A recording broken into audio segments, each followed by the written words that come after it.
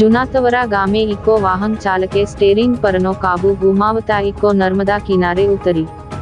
ભરૂચ તાલુકાના જૂનાતવરા ગામે જંબુસર તાલુકાના નાળ ગામના ઇકો ચાલક ગાડી નંબર GJ-26C3184 ના વાહન ચાલક જંબુસર તાલુકાના નાળ ગામના વતની કોઈ કારણોસર તવરા ગામે તેઓના સંબંધીને મળવા આવ્યા હતા.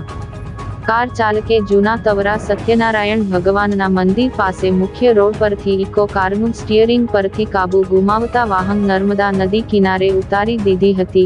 અકસ્માત અંગેની જાણ તવરા ગામના સરપંચ જાગૃતિબેન પરમારને થતા તત્કાલ ઘટના સ્થળ પર પહોંચી રેસ્ક્યુ હાથ ધર્યું હતું.